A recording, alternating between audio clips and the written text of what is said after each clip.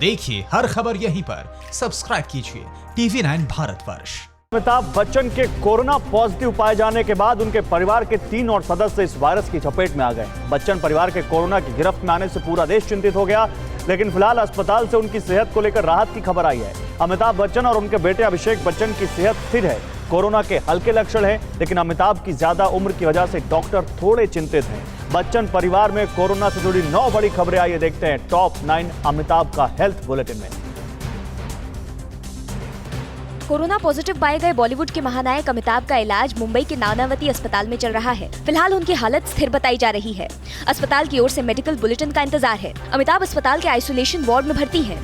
उन्हें कोरोना संक्रमण के हल्के लक्षण हैं। अमिताभ बच्चन की पुरानी बीमारियों और 77 साल की उम्र देखते हुए डॉक्टर उनकी सेहत पर निगाह बनाए हुए हैं।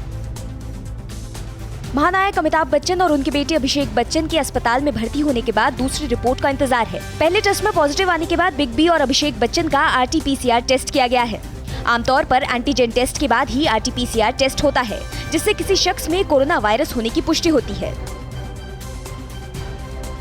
अभिषेक बच्चन भी नानावती अस्पताल में ही भर्ती हैं। अभिषेक को हल्का बुखार था, पर उनकी तबीयत फिलहाल स्थिर है। हाल ही में अभिषेक की वेब सीरीज ब्रीद लॉन्च हुई है, जिसकी डबिंग और एडिटिंग के लिए वो जुहू बंगले के नजदीक साउंड एंड डबिंग स्टूडियो में जा रहे थे। फिलहाल अभिषेक के संपर्क में आने वाले 26 लोगों की पहचान कर उनका कोरोना टेस्ट किया जा रहा है। डबिंग स्टूडियो को भी सील कर दिया गया है।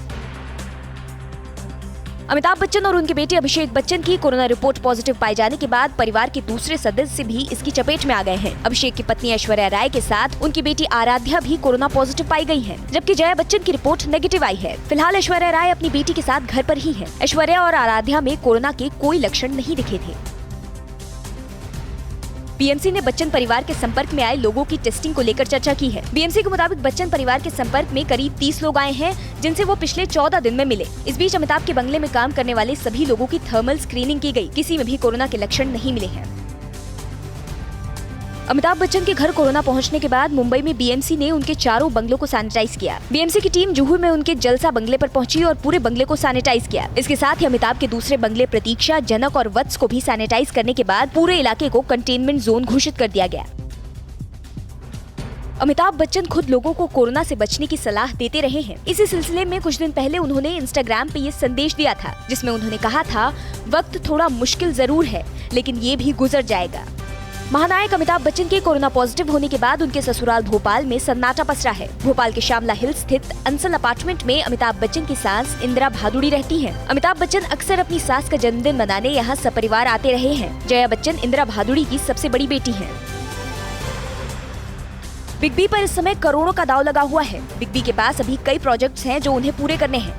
अमिताभ की आने वाली फिल्मों की बात करें तो इनमें चेहरे, ब्रह्मास्त्र, बटरफ्लाई और झुंड शामिल हैं। इसके अलावा छोटे पर्दे पर कौन बनेगा करोड़पति शो भी जल्द शुरू होने वाला है। अमिताभ शो का प्रोमो वीडियो शूट कर चुके थे और एपिसोड की शूटिंग की तैयारियां चल रही थी। अड़ी सोमवार से शुक्रवार शाम 6 बजे सिर्फ TV9 भारतवर्ष पर।